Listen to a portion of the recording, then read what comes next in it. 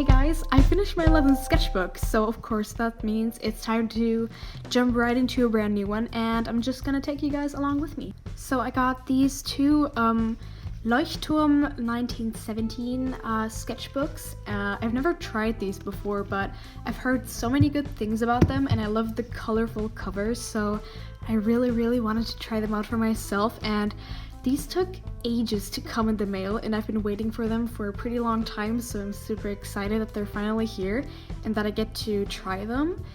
So now just one thing left. I need to decide which one to start out with. So I got the yellow one and the turquoise one. I think I'm gonna go with the yellow. Yeah, we'll just make an illustration in this, maybe on the first page, and decorate the cover or something. We'll see.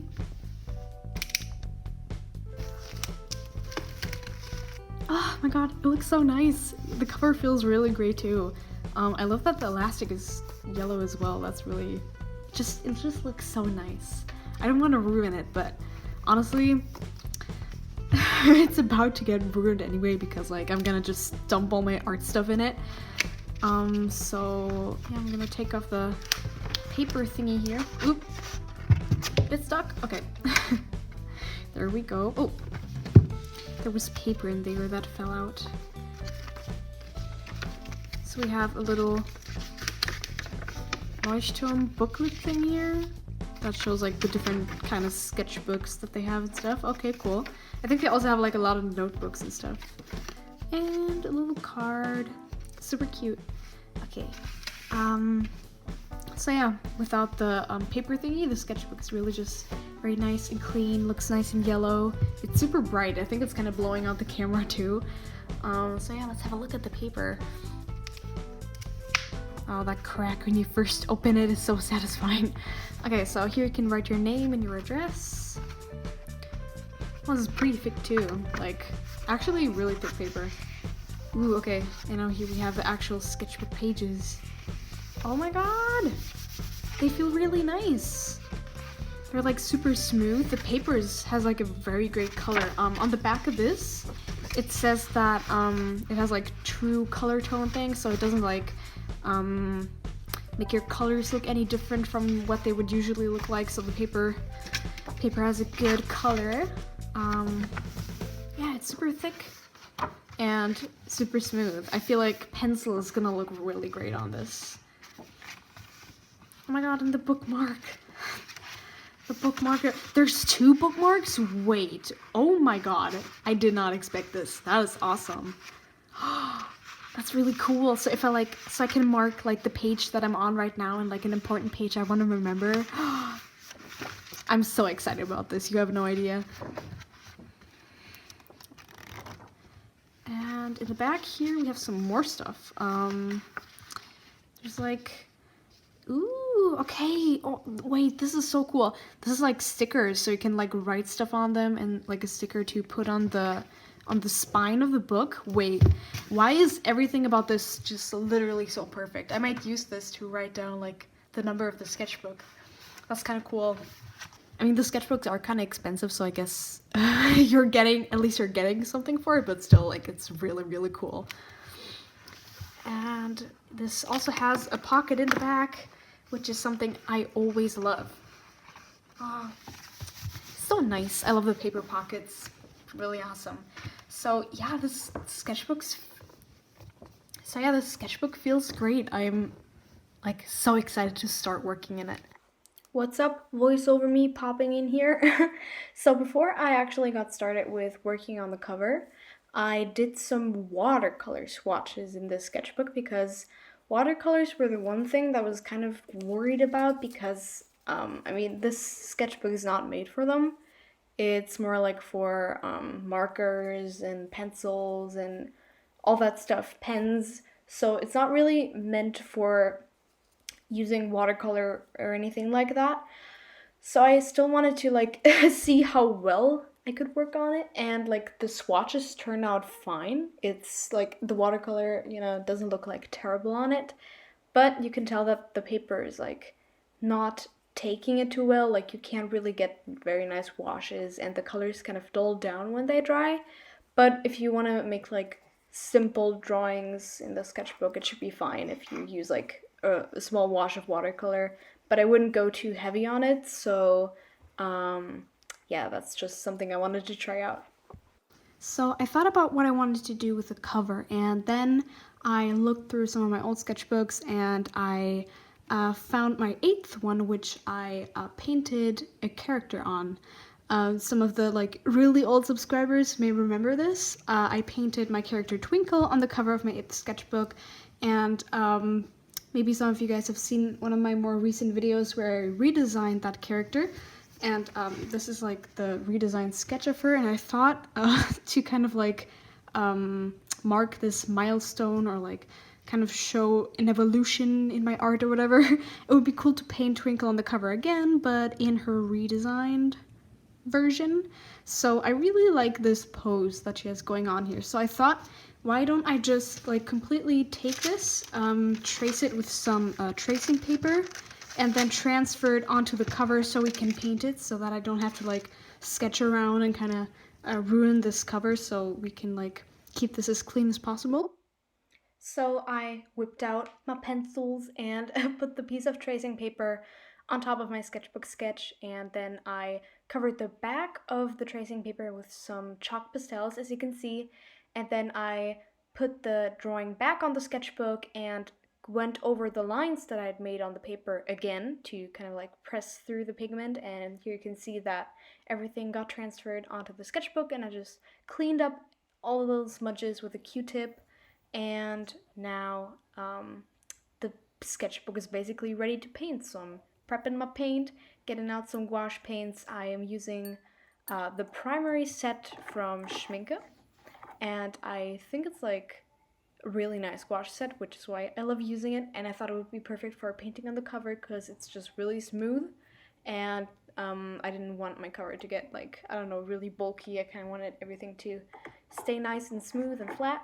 So yeah, I'm just kind of trying to mix some matching colors for a suit right here. I know some people are probably gonna get really triggered that I'm like putting the paintbrush that still has paint on it into the fresh paint, but honestly I don't really care because the character design is really simple and I only need like 2 main colors, purple and blue, so I didn't really care.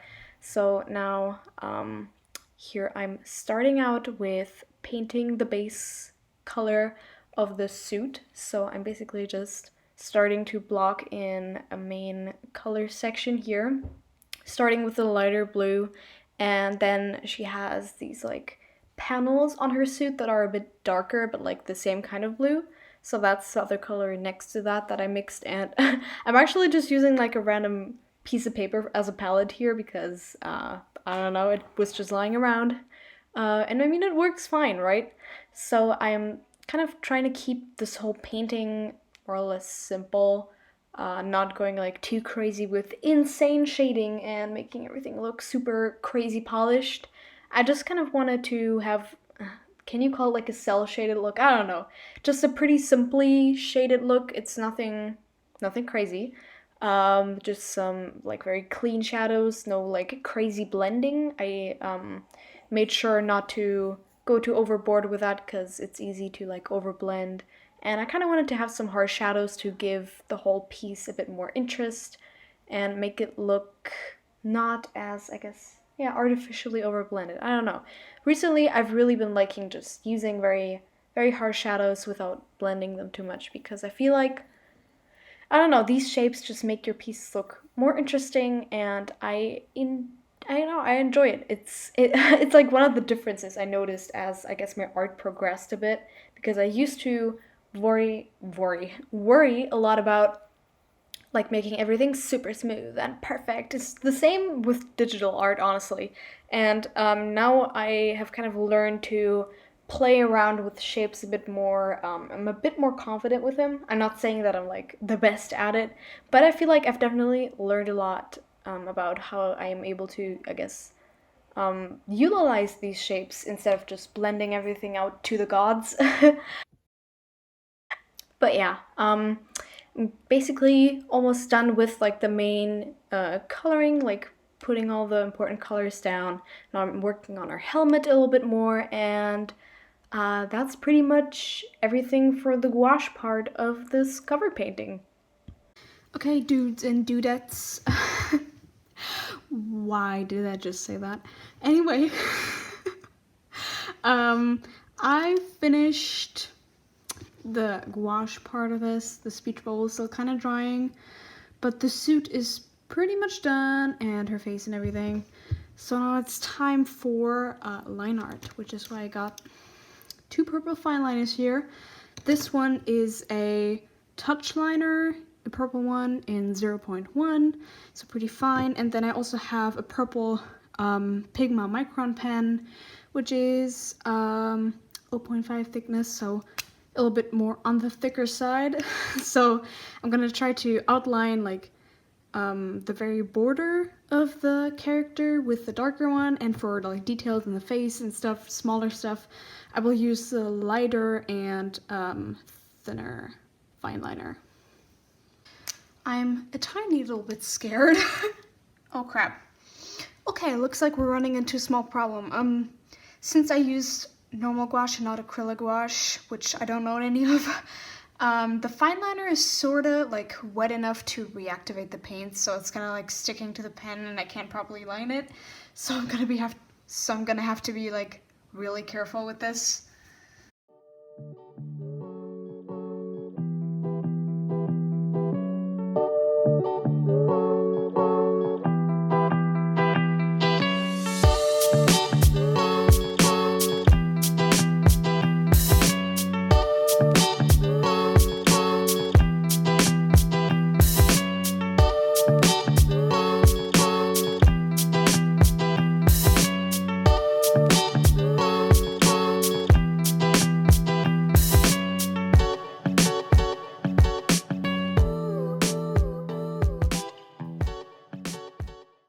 Okay, wow, that was quite a bit of work. I think I painted like over 3 hours in total, but I'm actually really happy with the result. You might be able to tell because of the video there were a couple of hiccups along the way, like smudging paint all over the whole thing and getting stuff on my sleeves and making a mess.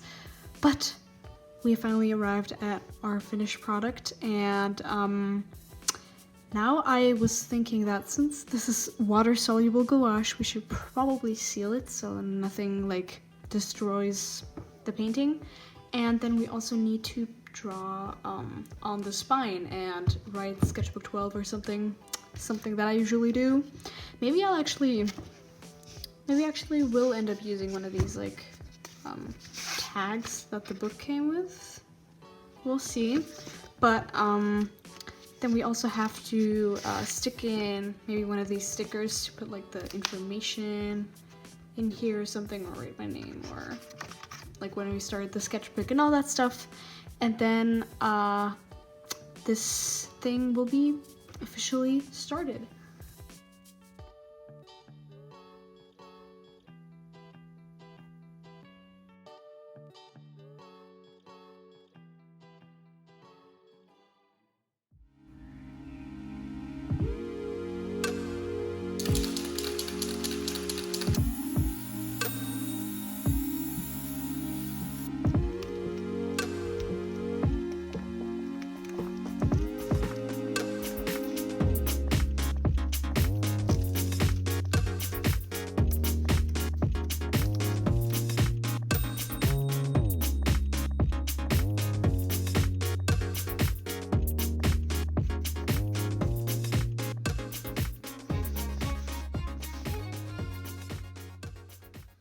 So I want to be real with you guys. I did not film how I like drew on the first pages in the sketchbook because I really just felt like cuddling up and like chilling out and just sketching without worrying about filming and stuff. So I hope you guys don't mind.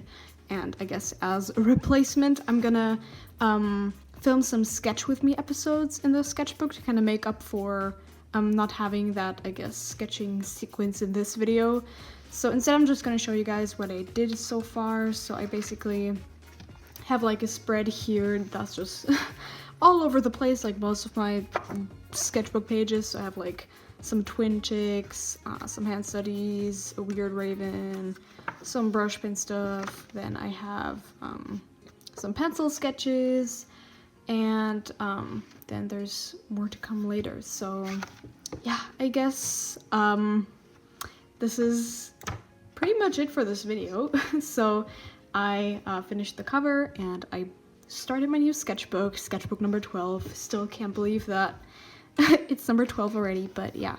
If you guys want to stick around for when I finish this sketchbook and post a sketchbook tour of it and all that stuff, make sure to subscribe and like click the bell notification, because YouTube can be weird and you don't get notifications. And if you are still worried about not getting all the notifications, or want to take part a bit more in the whole community thing and like chat with me outside of live streams and stuff, you can join the community this is a hard word, okay? Community Discord. I made it. The community Discord with the link down below, and there we can hang out and chat about art and all that good stuff. And I always post notifications about live streams and videos that I'm doing, and sometimes I also post sneak peeks. So if you're interested in that, feel free to join in and hang out with me there. So yeah, that's it for this. We're done here, so thanks so much for watching, and I will see you in my next video. Bye!